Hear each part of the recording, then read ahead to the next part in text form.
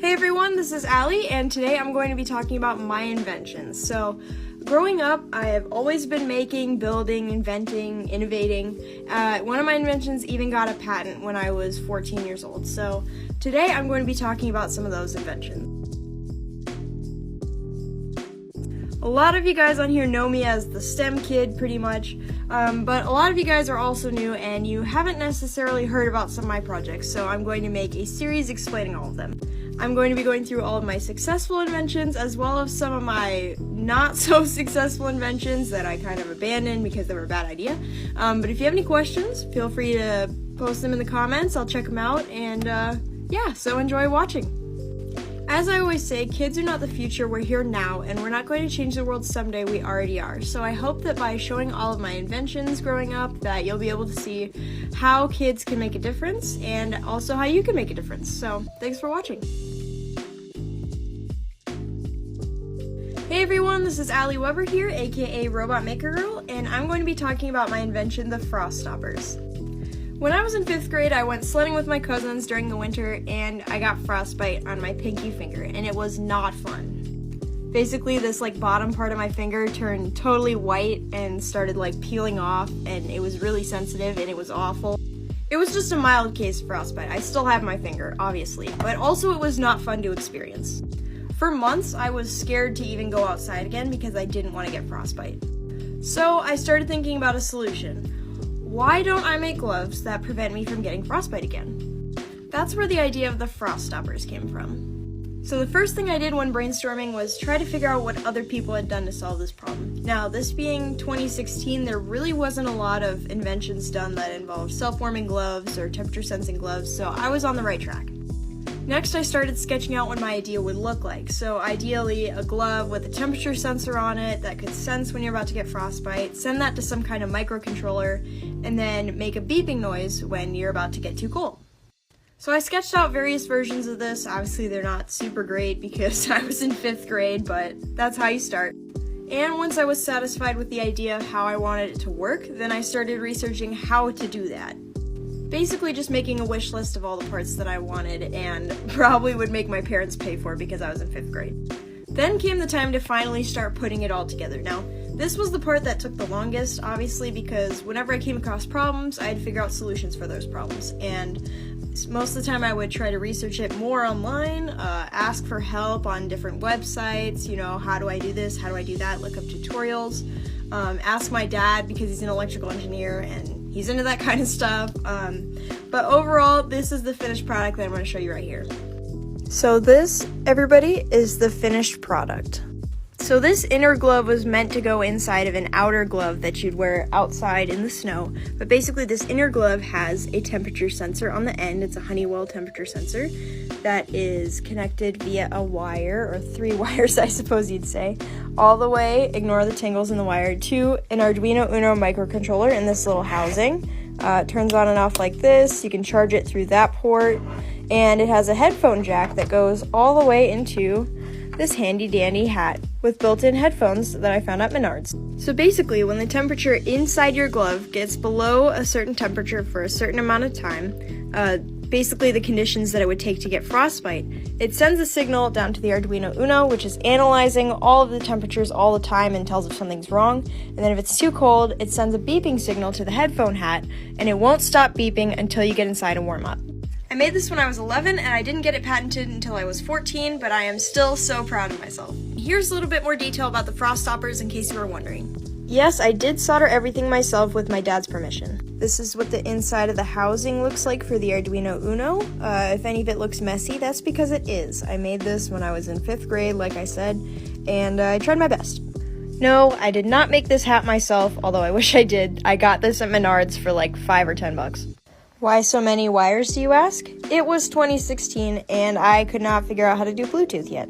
If I was to continue working on this project, what would I do to improve it? Well, the first answer is obviously make it Bluetooth, because having a bunch of wires running down your sleeve all the way into an inside pocket in your coat and then back up to your headphones is not going to be ideal. Everybody uses AirPods these days, so obviously figure out how to make that compatible.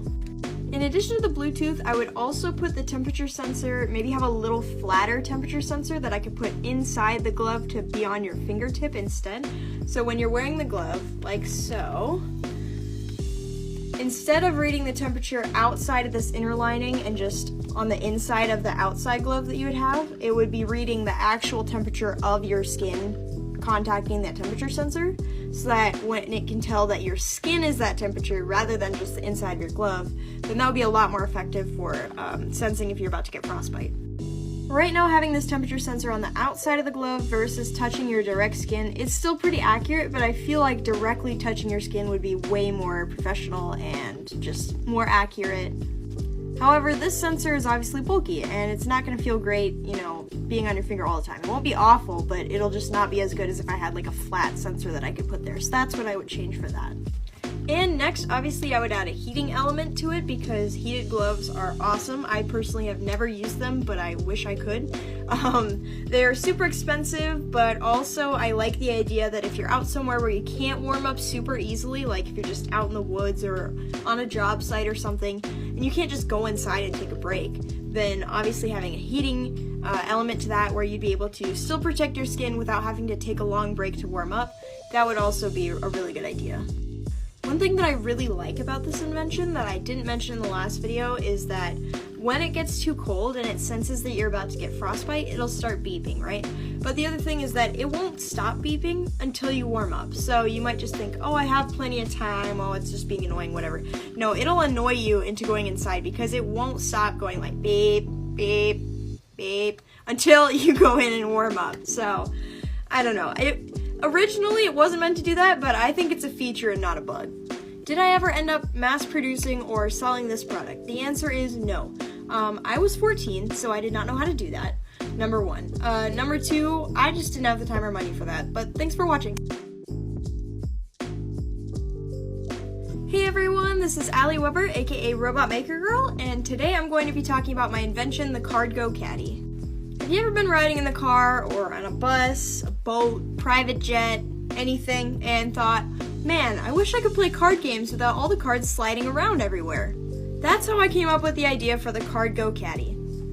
Me and my friends would always try to play card games on the bus, and obviously it did not work great because those school buses have the worst suspension of any other vehicle I've ever been in. So naturally, the cards kept sliding around and flying all over the place, and it was a whole mess. So I wanted to come up with something that would allow us to play cards on the bus. I did basically no research on doing this one because this is one of my most spontaneous inventions I've ever made, and also just like the most random. Like I was just like, well, I have this problem, let's just fix it. I did it in like a day. So basically, I started out with this outdoor folding table that my family had. I don't even remember where we got it, but it's really cheap. And basically, it folds down like this, right? You can fold it.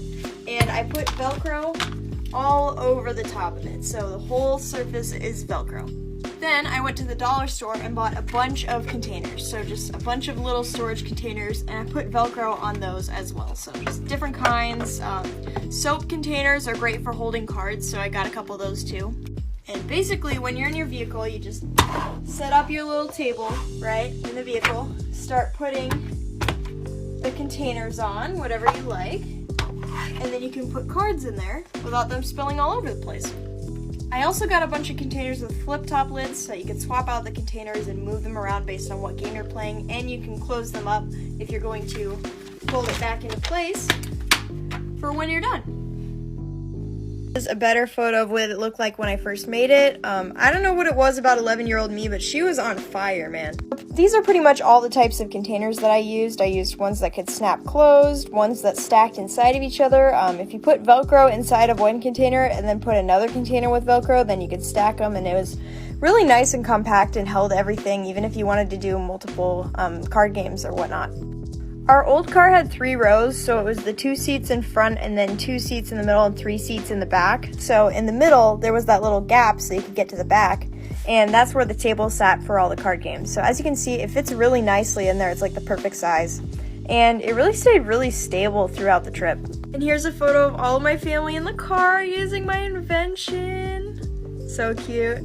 Now, I get that this wasn't really an essential invention, like it didn't need to be invented, it was more of just for fun. But once again, I did have a problem. That was, I couldn't play cards in the car, which a lot of people wouldn't have that problem. They'd just be like, well, it's dumb to play cards in the car, just give up. But it did improve my life by allowing me to play cards in the car, so there you go.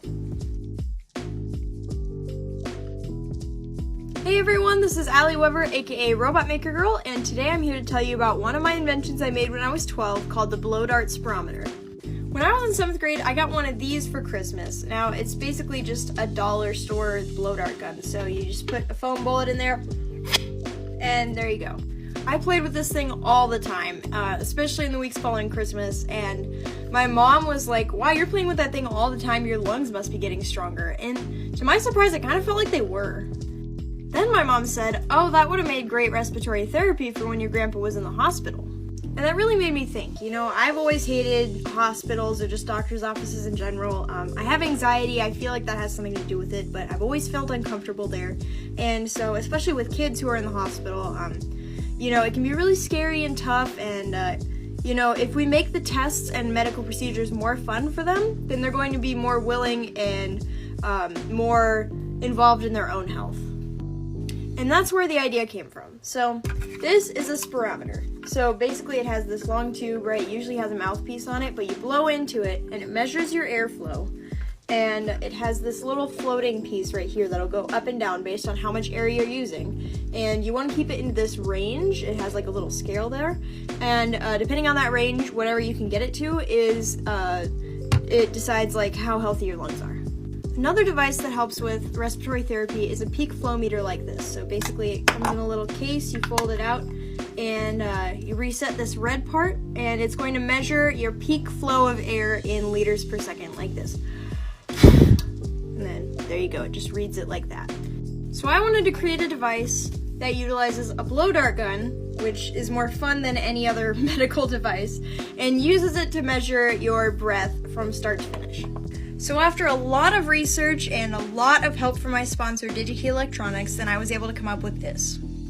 Basically, this handheld blow dart gun, you'd blow into it, and it has a venturi tube, which is a tube with 2 different diameters in it. So the air comes from the larger tube and goes into the smaller tube, where the difference in pressure is read by a differential pressure sensor inside this little compartment with Arduino Uno, which is then hooked up to a computer where it can read out your results. But obviously some ill-fitting PVC pipe that I got from Menards last second was not going to be the most medically accurate thing I could use. I was so thankful when Joel Telling and Joseph Prusa gave me a Prusa 3D printer that I could use for myself, and I was able to come up with all of these different prototypes to see which was going to be the most medically accurate. So after all the testing, prototyping, and 3D printing, this was the final result. As you can see, this venturi was much more streamlined and was able to provide me with a lot better and more accurate data. This is definitely the invention that I've worked the hardest on, but also the one that took so long to complete. Okay, so this is a little bit more detail about how you use the blow dart spirometer. So you start off with your blow dart gun, you put a dart in there. I already put a dart, you just load it in the top. It's just a regular foam dart. You hold it, you gotta put your whole mouth over the mouthpiece, right? That's how you get the most accurate results. You take a deep breath, hold it for 3 seconds, and then blow out as hard and as fast as you can until you have no air left. So pretty much like this. And then it blows out, right? So starting from the 3 seconds before you blow and to the end of when you have no breath left, a nurse or somebody working in the hospital would be holding down this red button. And that's what allows the data to begin being collected. This Arduino would then be connected via a USB to a computer where it can display all the data. The way that I programmed it, it shows your entire breath rate from the time you start blowing to the time you finish in liters per second and PSI. And my favorite part about this invention is that the blow dart part is completely separatable from the actual microcontroller and medical device. So the kid can actually take this home when they're done to be able to have a toy to go home with. The tubing also disconnects from the pressure sensor so that you can get at the inside a little easier. This is what it looks like on the inside if you were wondering. Once again, it's an Arduino Uno. And if you're thinking it looks messy in here, it probably is. I did make it when I was 12. So a lot of people ask me how I figured out how I could make this work, and the answer is a lot of Google. First thing I had to figure out is how to measure pressure differentials and airspeed, and that led me to a Venturi design, which I then saw a basically tutorial on how to do. So that's how I was able to come up with basically the differential pressure sensor and the Venturi design, which I then attached to the blow dart's barometer. Another question I get a lot is, does the dart being in the tube affect the readings at all? And the answer is no, because where the two readings are being taken at those two different diameters in the piping, it really doesn't, like, the dart is so far down from that it really doesn't matter. Another question, how did you get medical accurate readings if you had no access to a medical testing facility? Great question. My friend's dad had a kayak pump, basically like an inflatable kayak pump. I taped like 40 pounds of rocks to the pump part so that when you let go of it, then it would come down and there would be a consistent gush of air through it. So I took control measurements of that gust of air using a peak flow meter, and then took other measurements of all the other Venturis I ever made, which there were a lot if you saw my last video, and picked the most accurate one, and then used that to collect my data. Basically, it was a lot of trial and error, and my dad lifting rocks in a basement, and it was crazy. I just wish I had put more effort into this invention before COVID happened, because that would have been really awesome. Hey everyone, this is Allie Weber, aka Robot Maker Girl, and you're probably wondering, why is there a giant cardboard cutout of a gorilla in my room? And I'm going to explain why. Today, I'm going to be talking about an invention called the Goala soccer helper that I made with the help of one of my friends in 4th grade. Have you ever wanted to practice soccer but you don't have any friends? You just show up to the soccer fields with an empty goal and just kick it in, and it's really boring. Or what if you're on a soccer team that's really good, but you don't want to injure your goalie before the big game? If you've played soccer, you probably know what it's like to get hit in the face with a ball, and it is not very fun. Allow me to introduce you to the solution to all these problems, the Goala soccer helper. But we didn't start off at this final product. There were first some prototypes. Our first idea was basically to have a dummy on wheels that rolled back and forth between the goal posts so that it would teach you to aim on the sides of the goal and you'd have something to avoid while you're shooting. This version obviously did not work because you would have to, it wasn't motorized, so it was awful. You'd basically have to pull it with strings across, and I couldn't figure out how to do remote control at that time. Also, my parents thought it would be impractical for the wheels to be on the grass, even though less than a year later the NFL was practicing with these, which are in fact dummies on wheels that are remotely controlled to move around, so I was pretty close. I'm not saying they copied my idea, but they copied my idea. Anyway, when that idea was trashed, that's when we came up with the idea to have it swinging in the goal instead of on the ground, which is where this guy came from. Okay, so obviously in my room I don't have a soccer goal, but this is my bed frame. It's pretty close. So just picture this is a soccer goal, right? You take this hook at the top and you hook it over the top of the soccer goal, like so. It is shaped for a round soccer goal, so the part would be round that it attaches to. This is a square, obviously it's not a goal, it's my bed, but close enough for the demonstration. Anyway, you have it hooked onto the top of the soccer goal, and you can swing it back and forth in the goal, and it teaches you to aim for the goal corners where the goalie can't swing, or up above where the goalie can't get to. So, yeah. Some questions that I usually get about this invention is, why are the edges padded?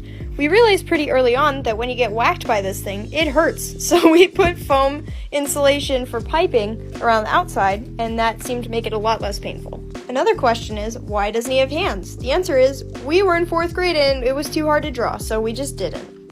Some things that we would improve on this is we would replace the cardboard with corrugated plastic, because although the cardboard makes it really nice and light for travel and fits in cars really easily, it also would disintegrate the second it touches rain, so not ideal. Another thing we'd do is motorize the swinging action, because as fun as it is to set up and do yourself, if you were by yourself, then it would take a long time and a lot of time out of your practice to keep resetting it. Hey everyone, this is Allie, and today I'm going to be talking about my invention, the Got Your Back binder strap. I want to preface this by saying that this is not the kind of binder that you use for chest binding or anything. This is a 3-ring binder that you use in school that zips up, so very different things, just want to say. basically, when I was in middle school, we weren't allowed to have backpacks for whatever reason. I'm still confused as to why. But we weren't allowed to have backpacks. All we could have was these 3-ring binders that zipped up, so basically like a little kid version of a briefcase that was made out of fabric. And although it did hold all your folders and your stuff, it was really, really heavy and really annoying to carry around. A normal backpack, you can just wear it, have your hands free. This, you either had to use a carrying handle or a long strap, and I didn't like either of those. Whenever I used the long strap to hold on my stuff, it would just weigh down on me. It would weigh down on one shoulder or the other. I felt like I was always standing like diagonally, which is not good. As I have recently found out, I do have the slightest bit of scoliosis as well, so, not ideal. So I wanted to create something that would turn this bulky briefcase for children into something that you could wear like a backpack. Because I wasn't just going to break the rules and bring a backpack into school, I was such a rule follower that I probably would have had an aneurysm, but this was an easier way for me to figure it out, and teachers couldn't yell at me because I was being creative, so yeah. So this is the invention in question. It's basically ripped apart pieces of a backpack from like the dollar store or something, and took the backpack straps off, sewed them to this back part of the backpack that was a U shape, and each of the ends has a little carabiner here and in the middle as well, so you can hook this end of the carabiner onto the side of your binder and the 2 middle pieces onto the handle of your binder, the other one on the side, and it creates 2 nice backpack straps so you can wear it around. I threw away all of my 3-ring binders shortly after I got out of middle school because obviously I hated them so much to create an invention for it, then I wasn't going to keep them. I'm just going to keep using backpacks. Here's a video of me when I was 11 putting it on, kind of demonstrating how it works. This was the summer before 6th grade, and it works pretty well. Here's another photo of me wearing it. Just enjoy looking at me with long hair. So a lot of my inventions come out of just me finding a problem and then trying to come up with a solution to it. And a lot of these problems are just me. Not a lot of the other students cared. They were just like, oh, I'll just use a binder or whatever. They didn't hate it, but I clearly did enough to create a whole invention for it.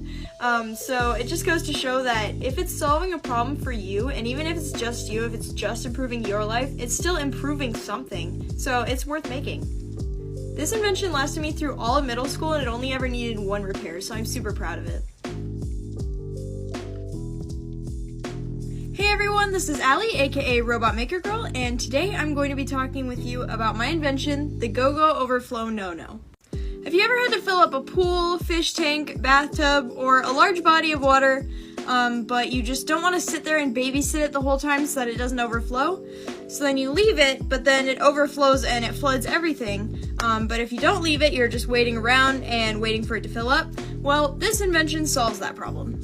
Me and my LEGO League team, the Databots, created this invention in order to help save water during the LEGO League theme Hydrodynamics. It has these 2 extendable antennas on the bottom that are hooked up to the cables on the inside, and they can change sizes depending on how deep or how shallow your container is.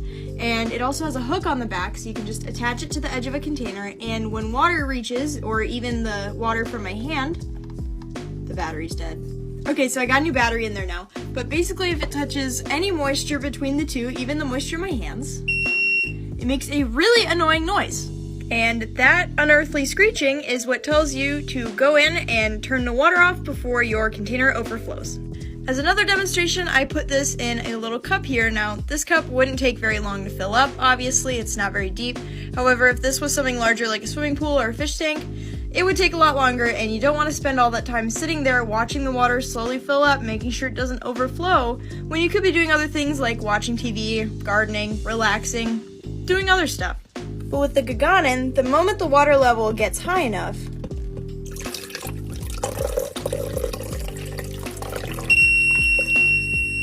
you're gonna hear it. It also comes in different clip sizes, like this one that I 3D designed, that you can hook onto the side of a thick bathtub or pool, what have you, and it'll go horizontally like this. Same thing, this one's battery is dying as well, but same thing, it'll make a beeping noise, and you will hear it when you need to turn that faucet off.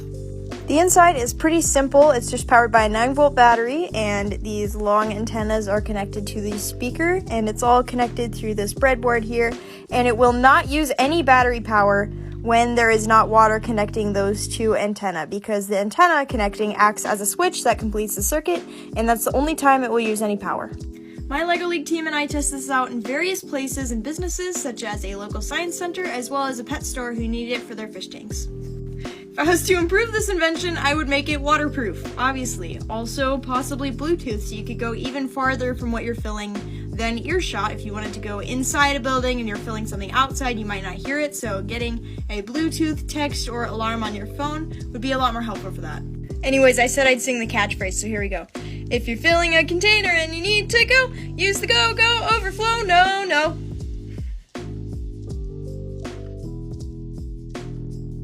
Hey everybody, this is Allie, aka Robot Maker Girl, and today I'm going to tell you about the time that I solved a problem that literally nobody else had using an invention that I made called the Display It Again poster board.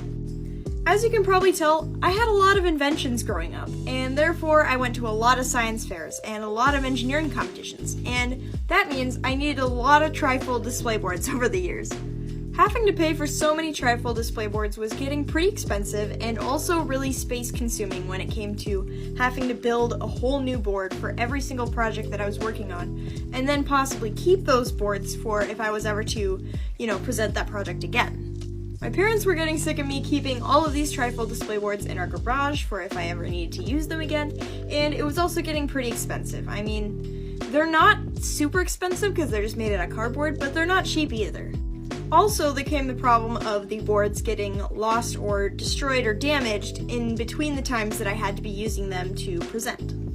Like I said, they're just cardboard, so kind of biodegradable, that's how it goes. But also, if I was just throwing them away, it would be a huge waste. So I solved a problem that only I had, and I created the world's first reusable trifold display board, the Display It Again. I also made a tiny version, in cases like this where the big one is too big to fit on my phone screen. As you can see, it's made out of corrugated plastic, so it won't get damaged nearly as much as cardboard ones would. I also did a lot of research to figure out what kind of adhesives were going to be the most reusable for this display board. So I made a Pew matrix of all the different types that I made and basically categorized them against each other based on how well they did in each of the different criteria that I had, such as cost or how repositionable it is and other things. And the Scotch reusable tabs was the highest by far out of any of them, so that's the one I went with. The adhesive tabs also make it really easy to fix any mistakes you might have made on your board because you can just take something off, move it around, reposition it, and it's still going to stick and it's still going to look nice. So on cardboard ones where you'd glue it down, then you'd be like, oh no, what did I just do? It's upside down. Then you try to fix it and it look all nasty and have a panic attack. Then this one will be much more aesthetically pleasing and very nice. Plus, you can save all of the paper pieces that you put on the board the first time in a handy-dandy 3-ring binder, along with a photo of what the board originally looked like, and you can hold several different trifold display boards that way, all using the same board. So when you need to give another presentation, you can just swap out the information that's on there using those adhesive tabs and the references that you have from before, and you're all good. Once again, who else even has this problem? I don't know, but it saved me a lot of time and money, and helps the environment. Hey everybody, this is Allie, aka Robot Maker Girl, and today I'm going to tell you about one of my inventions, the Twisty Turn. I made this invention in the 6th grade as a part of a science class as a group project with 2 other people, where we were challenged to design a toy for people with cerebral palsy. The criteria were that the toy was supposed to help practice fine motor skills and also be fun to play with. This is where we came up with the idea for the Twisty Turn, which was basically a rotating toy with 3 different levels where it has different people or body parts on each level, kind of like those old Barbie paper doll things where it'd be a flip book and you could flip through the different outfits, except for this time you would rotate the different sides to create different people or outfits. So this was the first prototype. It had these grippy pieces on the sides so they'd be easy to grab, and you would basically rotate each side depending on what outfits you like or what faces or whatever to make different outfits and people. So pretty fun. The first prototype was held together by a barbecue skewer with cardboard on the ends so that the pieces in the middle couldn't fall off, And these middle rotating pieces were actually made out of wooden scraps from a hole saw that I glued together. And then we printed out different, basically just pictures of 3 cartoon girls that kind of looked together, colored them, and taped them onto the outside to create the different outfits. As nice as this iteration was, it was really clunky. There wasn't any way to really lock in the pieces to what outfit you wanted, and it just fell apart, so clearly not that well made. A little while after I explained what I wanted changed about this prototype, some people online got together and designed this handy dandy one for you. It has these little locking pieces in it so that when you slide the sides on, they fit right into that little area, so they'll lock into place. It's nice and hollow, so it's a lot lighter. Everything fits together really nicely, and then the top just screws on. It just screws on like so. And there you go. You have a fully working one that's not nearly as heavy or clunky, and it's really nice. They also made this really nice art for it, which the glue kind of ruined a little bit, but it's got a dinosaur, a robot, and a girl, so you can swap around the different pieces, build a robot dinosaur person or robot girl person. It's kind of hilarious. I also really like this because if you don't like the pieces that are on there, you can take the middle pieces out by just unscrewing the top and then putting in new ones. The unscrewing in the top and the rotating of the middle parts would both help with fine motor skills of younger kids or people with cerebral palsy. I think this was a great project for school because we learned a lot about cerebral palsy and being creative. Hey everyone, this is Allie Weber, aka Robot Maker Girl, and today I'm going to tell you about one of my failed inventions, Cool Feet. I've already told you guys a lot about my successful inventions, ones that I have worked a long time on, prototyped, innovated, fixed up, made changes to, improved, ones that have won awards, gotten patents, gotten nationally acclaimed. I have a lot of inventions, however, that do not get famous and are kind of a flop, and this is one of them. I even found the blueprints for this one, so get ready for this.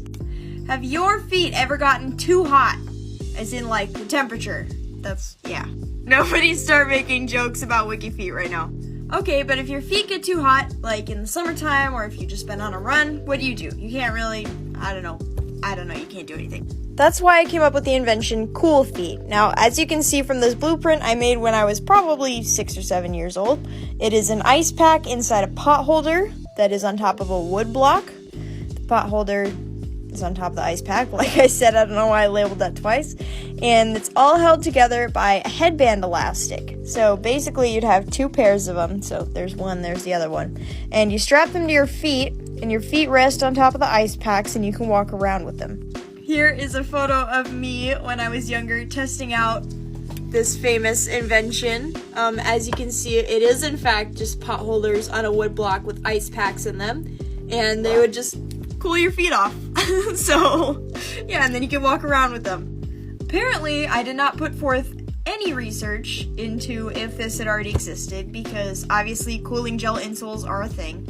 But also, it was just really impractical. You had to freeze ice packs all the time, stick them inside this pot holder. They weren't easy to walk around in because they were held together by headbands, obviously. And also, I didn't like wearing sandals. I was always a socks kind of person, so I don't know where I was going with this one. And so, ultimately, this invention idea was trash.